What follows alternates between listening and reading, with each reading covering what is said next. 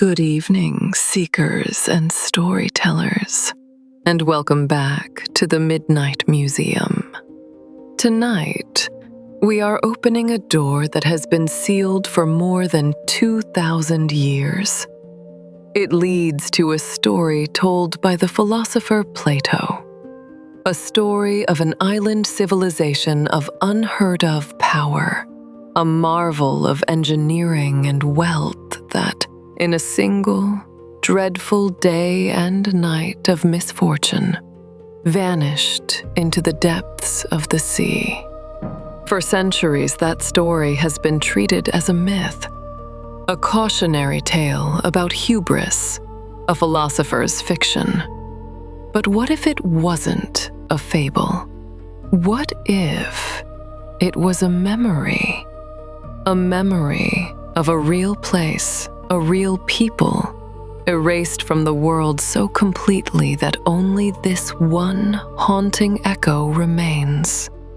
Here to explore that question with me is Sam, a marine archaeologist who has spent his life charting the ghosts of history on the ocean floor.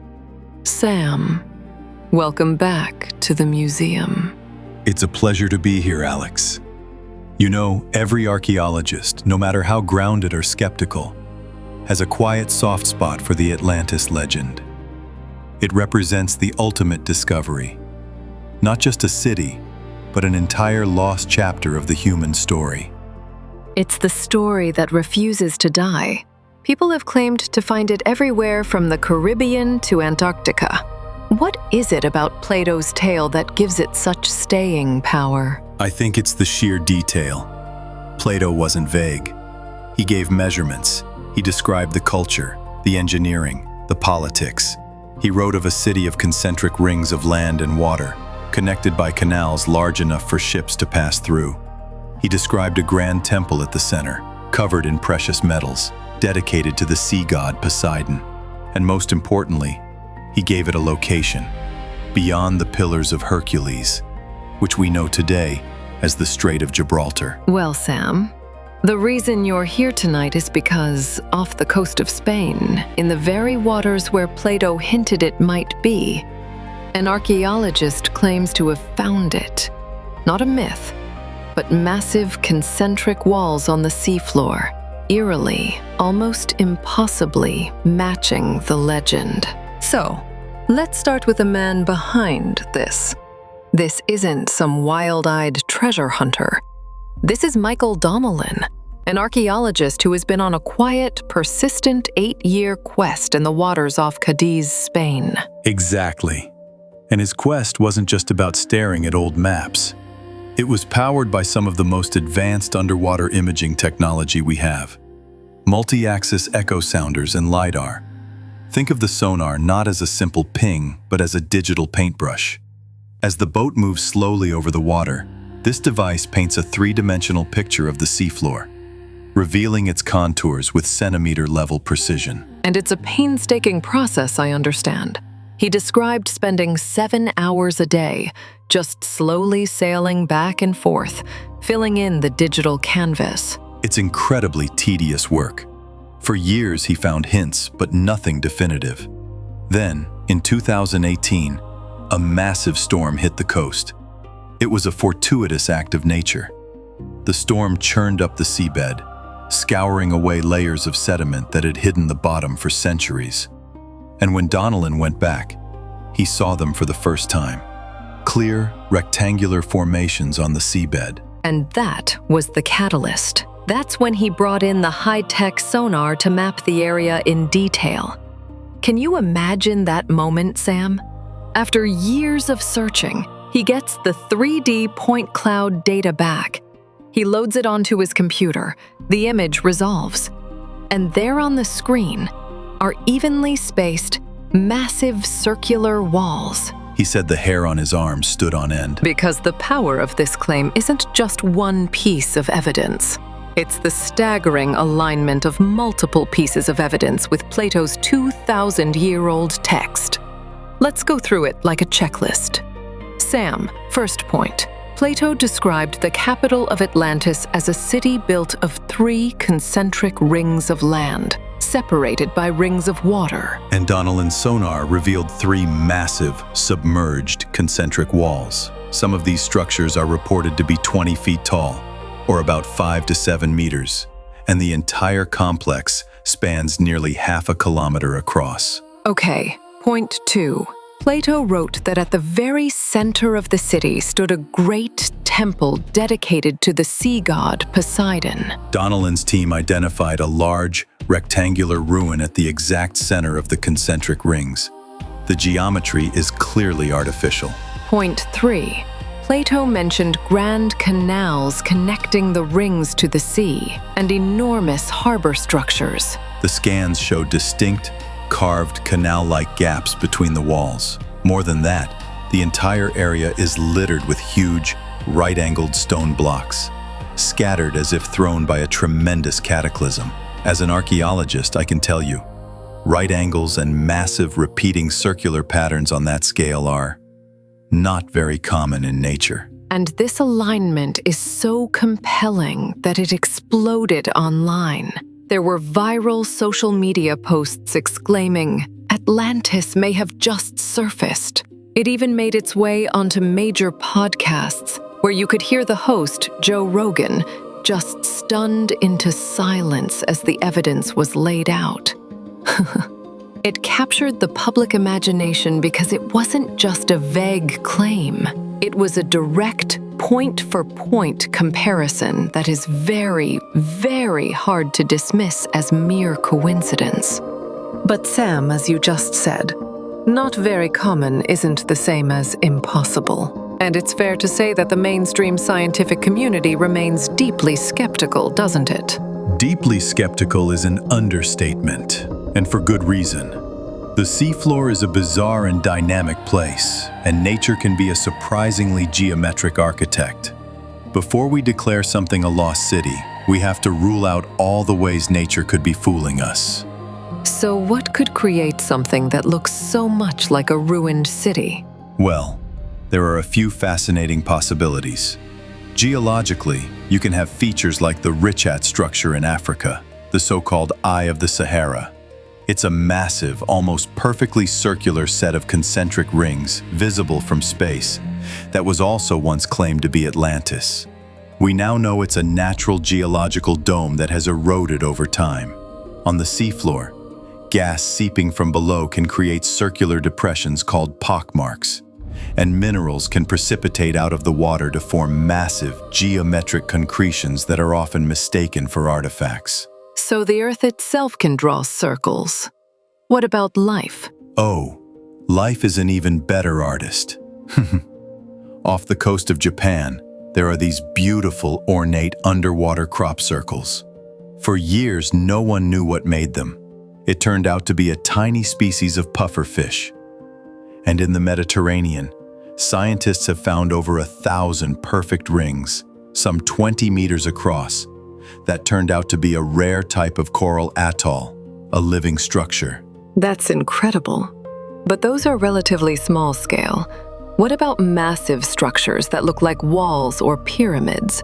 Are there examples of nature building on that scale? There are, and they've caused just as much debate. The most famous is probably the Yonaguni Monument off the coast of Japan. It's a massive underwater rock formation with what appears to be huge, flat terraces and sharp, right-angled steps. It looks for all the world like a submerged pyramid. For years, people have argued it's a man-made artifact from a lost civilization. But the vast majority of geologists who have studied it agree it's a natural formation. The sandstone there has a tendency to fracture along straight, parallel planes, creating those geometric shapes through erosion. And there's another one, isn't there? The Bimini Road in the Bahamas. Exactly. A line of huge rectangular limestone blocks that look like a perfectly paved road or the top of a wall. Again, it was hailed as a remnant of Atlantis. But scientific analysis, including radiocarbon dating, has shown it's a natural formation of beach rock that has fractured in a geometric pattern. So, we have a historical precedent for nature being a master illusionist. It can create things that our pattern-seeking brains immediately interpret as artificial. So, the sonar gives us a shape, a Rorschach test on the seabed. An archaeologist sees a city wall, but a geologist might see an eroded dome, and a biologist a coral reef. The data is the same, but the interpretation depends entirely on the lens you're looking through. Let's play devil's advocate for a moment. Let's say the divers go down. They confirm the stones are cut, that these structures are man-made. Does that automatically mean we've found Atlantis? Absolutely not. And this is where the story gets even more interesting. The Bay of Cádiz is not an empty stage waiting for a legend to appear. It's one of the most historically crowded maritime locations in the ancient world. If you found a sunken city there, you have other ghosts, other candidates you have to consider first. Such as?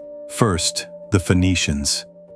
They founded the city of Gadir, modern Cádiz, nearly 3,000 years ago, making it one of the oldest continuously inhabited cities in Western Europe. They were master seafarers, and their ruins, both on land and submerged, are all over that area.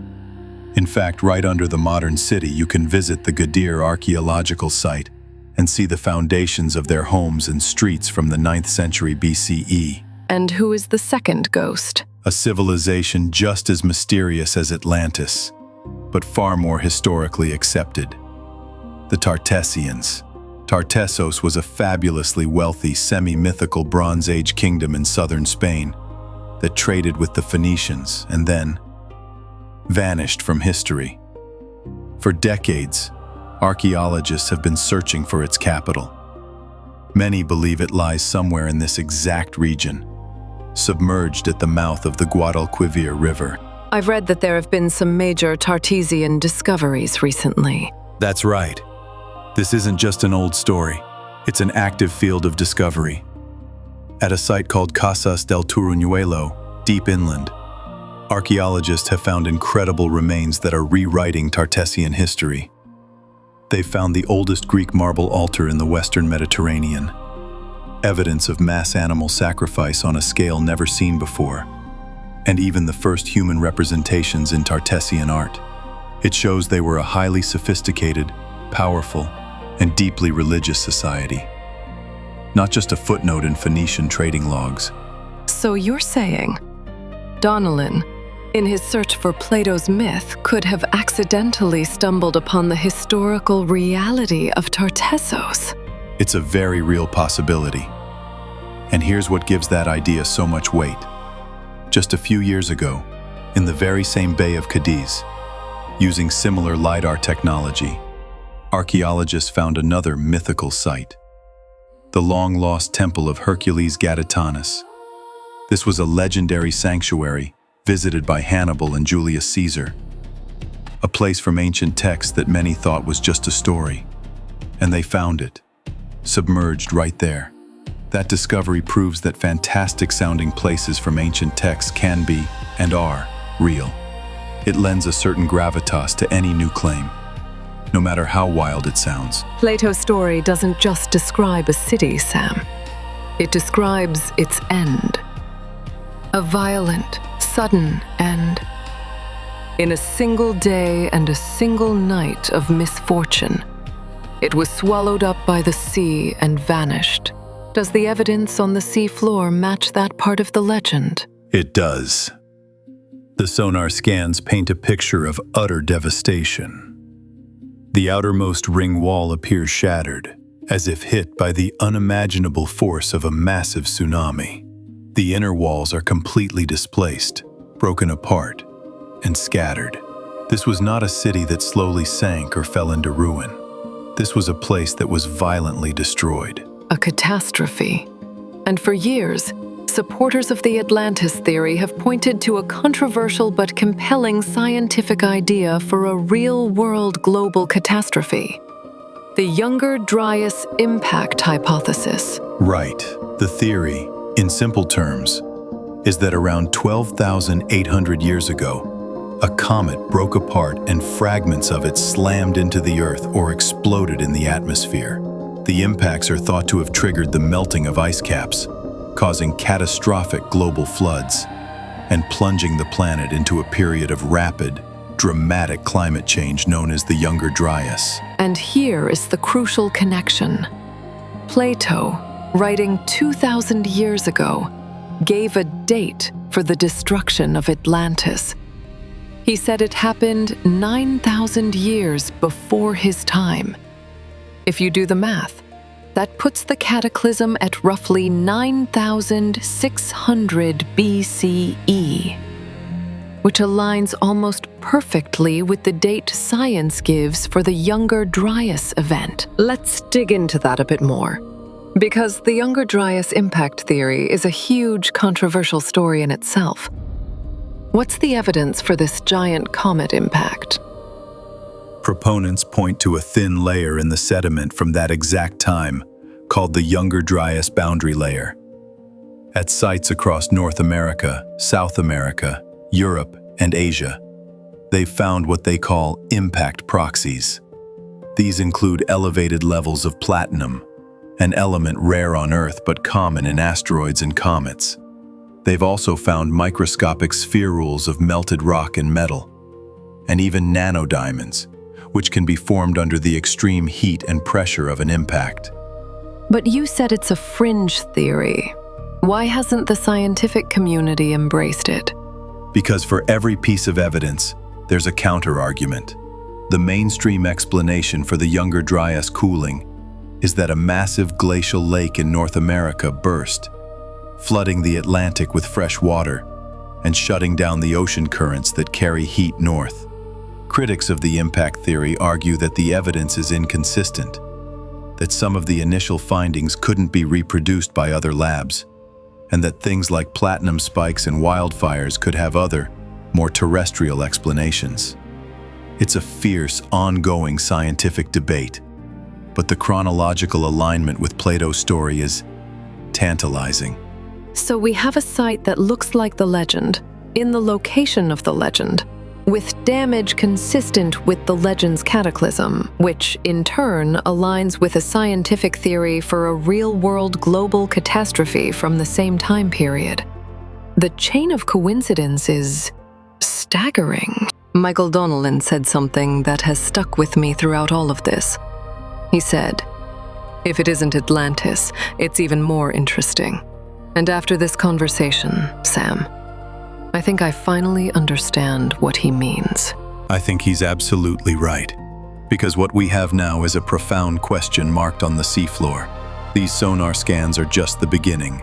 The next step is the hard science, sending down robotic submersibles, taking core samples of the sediment to date the layers, analyzing the composition of the stone blocks to confirm if they were quarried and worked by human hands. The sonar has asked the question. Now, rigorous archaeology must provide the answer. So, in the end, we have this incredible mystery with three compelling suspects.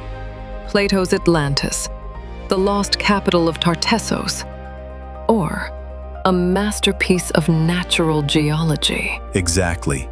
And each possibility is fascinating in its own right. If it's a natural formation, it's a profound lesson in the planet's artistry and its ability to fool us. If it's Tartessos, it's the discovery of a lifetime for Iberian history, bringing a lost civilization back into the light. And if it's Atlantis, well, that changes our understanding of the deep past entirely. And perhaps the search for Atlantis is about more than just finding one lost city. It's about our fascination with the idea that our recorded history is incomplete, that there were great chapters, great civilizations in the deep past, that were wiped from the board so completely that they only survive as a whisper, as a myth told by a philosopher. Whether these rings off the coast of Spain are the capital of Atlantis, the lost city of Tartessos, or a strange and beautiful masterpiece of nature, they have already succeeded. They have pulled our gaze back to the horizon and down into the deep, They remind us that the map of our past is not finished, and that the ocean still keeps its secrets. Sam, thank you for guiding us through these mysterious waters tonight. The pleasure was all mine, Alex. Thank you for the invitation. As always, if you enjoyed this journey, share it with a fellow seeker. Join us next time as the Midnight Museum opens another door to the wonders above and the mysteries below. Until then, keep looking and keep wondering. Good night.